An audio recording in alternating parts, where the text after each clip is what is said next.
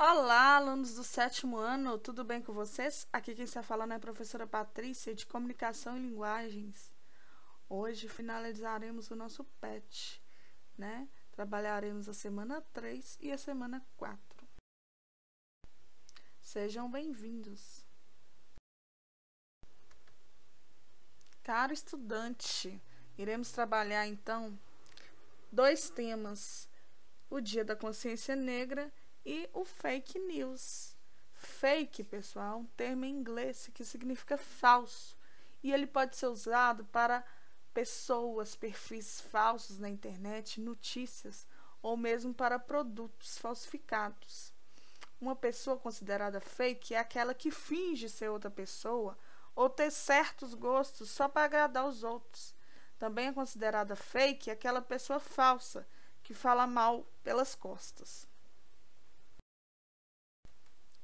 Na atividade 1, vamos fazer a leitura. Em praticamente todo mundo, o 1º de abril é tido como o dia da mentira. No entanto, as notícias falsas, conhecidas como fake news, não se limitam a essa data.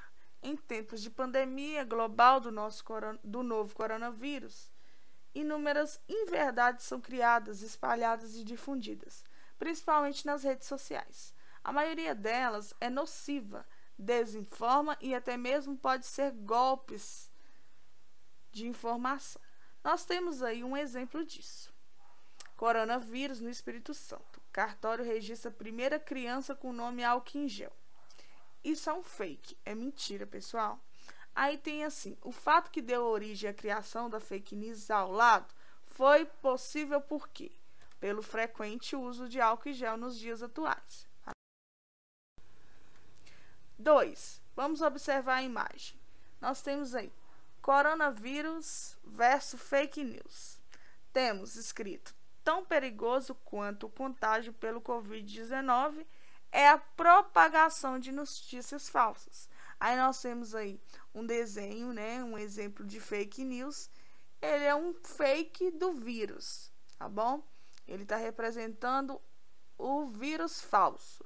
Aí ele fala assim: quero espalhar o pânico, compartilha, né? É aquela situação onde você não verifica e acaba compartilhando notícias falsas, inverdades, e acaba muita gente sendo prejudicada por causa disso. Por isso que nós temos que ter cuidado.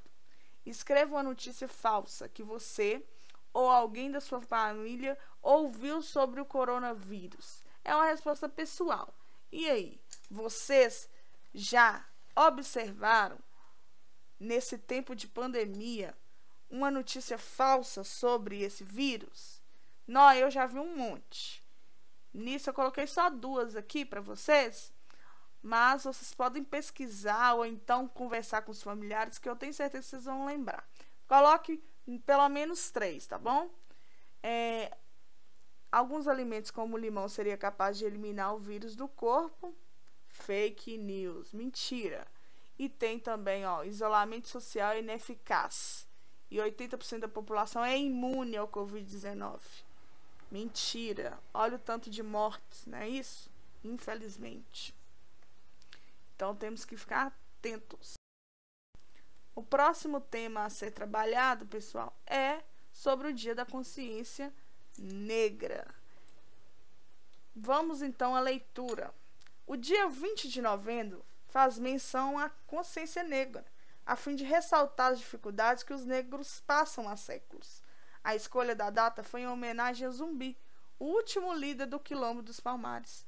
Em consequência de sua morte, Zumbi foi morto por ser traído por Antônio Soares, um de seus capitães. A localização do quilombo ficava onde é hoje o estado de Alagoas, na Serra da Barriga. O Quilombo dos Palmares foi levantado para abrigar escravos fugitivos, pois muitos não suportavam viver tendo que aguentar maus tratos e castigos de seus feitores, como permanecerem amarrados aos troncos sob sol ou chuva, sem água e sofrendo com açoites e chicotadas. O local abrigou uma população de mais de 20.000 habitantes. Ao longo da história, os negros não foram tratados com respeito e passando por grandes sofrimentos. Pelo contrário, eles foram escravizados para prestar serviços pesados aos homens brancos, tendo que viver em condições desumanas, amontoados dentro de senzalas. Muitas vezes suas mulheres e filhas serviam de escravas sexuais para os patrões de seus filhos feitores e capitães do mato que depois os abandonavam. As casas dos escravos eram de chão batido, não tinha móveis nem utensílios para cozinhar. As esposas dos barões é quem lhes concedia alguns objetos para diminuir as dificuldades de suas vidas. Nem mesmo estando doentes eram tratados de forma diferente, com respeito e dignidade. Ficavam sem remédios e sem atendimento médico, motivo pelo qual inventaram medicamentos como ervas naturais, ações aprendidas com os índios durante o período de colonização. Algumas leis foram criadas para defender os direitos dos negros, pois muitas pessoas não concordavam com a escravidão. A Lei do Ventre Livre foi a primeira delas, criada em 1871, concedendo liberdades aos filhos dos escravos nascidos após a lei.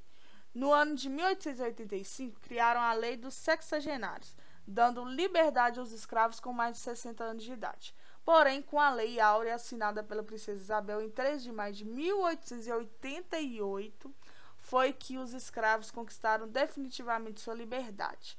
O grande problema dessa libertação foi que os escravos não sabiam realizar outro tipo de trabalho, continuando nas casas de seus patrões, mesmo estando libertos. Com isso, a tão esperada liberdade não chegou por completo. E, infelizmente, não chegou até hoje, né?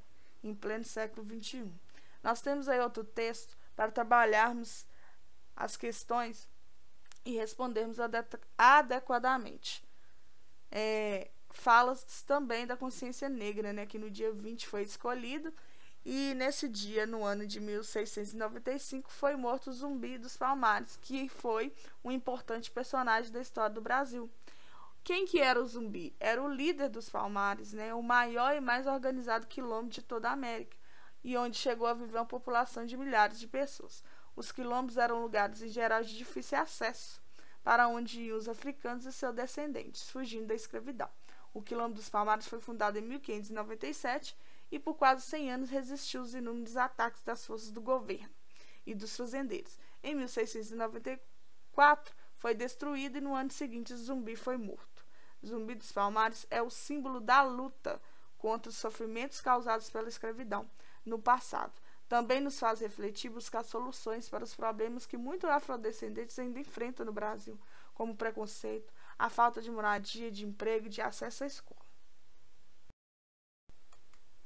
No número 1, pergunta assim: quem foi Zumbi dos Palmares, então?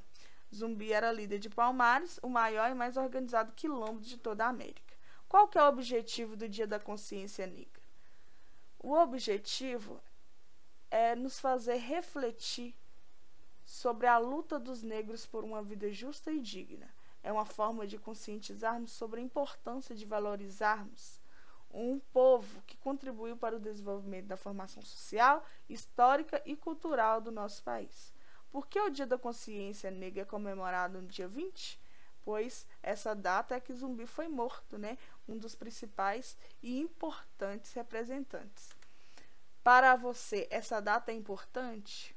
Gente, é uma resposta pessoal. Como sugestão, eu coloquei que sim, pois o Dia da Consciência Negra nos permite resgatar e valorizar a história do povo negro e sua luta pela liberdade no Brasil, que perdura até hoje, né? Infelizmente. Existe preconceito contra o afrodescendente em nossa sociedade? Sim, né, gente? Como que podemos contribuir para a convivência pacífica entre as pessoas? Pessoal, existe muito preconceito ainda, por isso que as pessoas negras ainda persistem nessa liberdade, né? Nessa luta pela liberdade, porque existe preconceito de forma velada, disfarçada e também aquela mais explícita. Muitos negros são subestimados e encarados como inferiores. E, gente, o que a gente tem que guardar é o seguinte: cor não determina caráter da pessoa, né? Não determina o potencial de uma pessoa. Vidas negras importam. Todas as vidas importam. Então, nós temos que acabar ter consciências e excluir de vez o preconceito, o racismo do nosso dia a dia. Porque o que nós temos que entender é que o que vale é o caráter de uma pessoa, tá? E a gente tem que respeitar todos, independente de cor, de raça, de condição social. Nós temos que criar essa consciência, né? Que todos nós merecemos ter uma vida digna. Para finalizarmos, temos o estudo dessa imagem, né? E pediu para a gente fazer essa pesquisa sobre o baobá, que é essa árvore linda aí, ó. E o que significa essa árvore na África? A árvore baobá é considerada uma fonte de fertilidade e a solução medicinal para muitos males. Qual que é a importância dessa árvore para os africanos? Diante delas, em muitas regiões, os africanos se reuniam porque acreditavam que o espírito do baobá os ajudaria a tomar decisões importantes na vida. Finalizamos então mais um PET. Aguardo vocês para o próximo. Se cuidem, galerinha. Fiquem com Deus.